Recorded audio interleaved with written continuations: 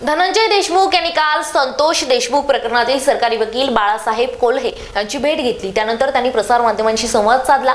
सरकारी वकील बाळासाहेब कोल्हे यांच्यासोबत काय चर्चा झाली याबाबत धनंजय देशमुख यांनी माहिती दिली। पाहूयात ते काय म्हणाले। सरकारी वकिलांना भेटायला गेला होता, काय या प्रकरणामध्ये नवीन काय अपडेट आहे का आणि कोणत्या कारणासाठी काय भेट आपली होती, काय माहिती त्याच्याबद्दल?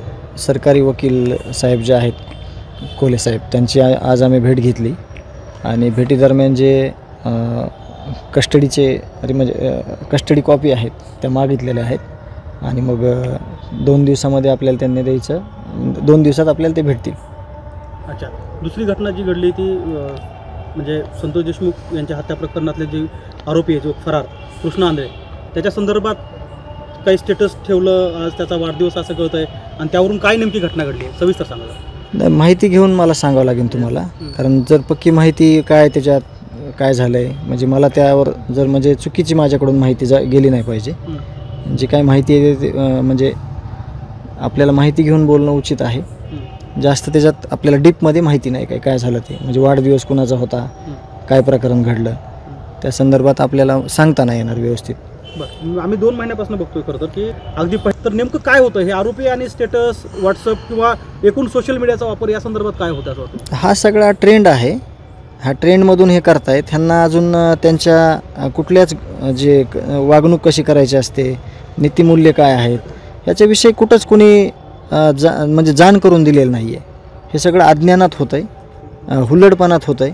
हे नीट व्यवस्थित काही विचार करून करत नाहीत आणि 100% तुम्हाला सांगतो याच्यात आपण तर काहीच करू शकत नाहीत, पण जे प्रशासन आहे, प्रशासनाचं काम आहे, त्या प्रशासनानं ह्याच्यावर गंभीररित्या पाऊल उचलले देखील आहेत, परंतु अजून काही त्याला जास्तीच्या उपाययोजना करता येतात का यावर त्यांनी लक्ष घातलं पाहिजे आणि त्या उपाययोजना केल्या पाहिजेत। आज आपली संदीप क्षीरसागर क्लासेसचे पवार साहेब आहेत, पवार सर, तर आम्ही त्यांच्याकडं वैभवीचं जे आता परीक्षा वगैरे आलेली आहे त्या संदर्भात भेटायला गेलतो।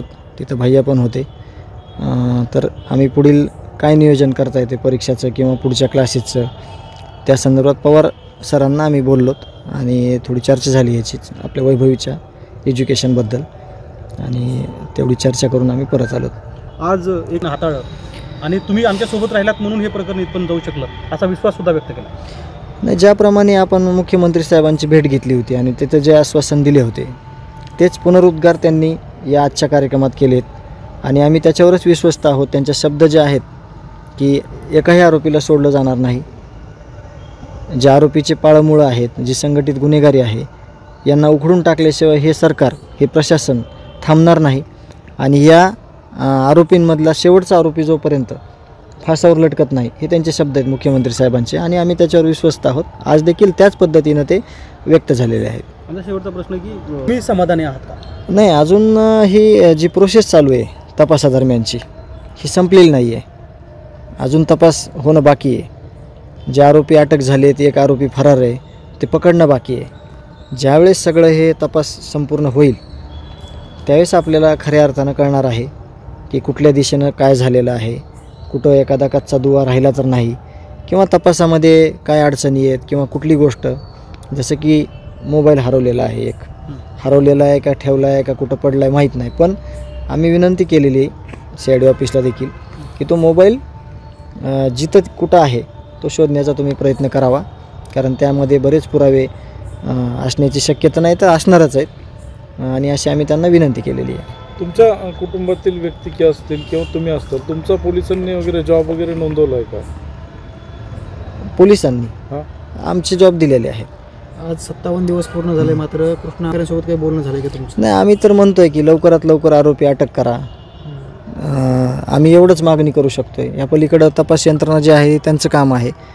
आत्ता देखील तुमच्या माध्यमातून आपण म्हणू शकतो की लवकरात लवकर त्याला अटक करा, जेणेकरून यांना सगळ्यांना जे ह्यांनी हत्या केलेली आहे त्या हत्येची शिक्षा झाली पाहिजे, ह्यांना फाशी झाली पाहिजे अशी आमची पहिल्या दिवसापासून मागणी, आत्ता पण तेच बोलतोय आम्ही।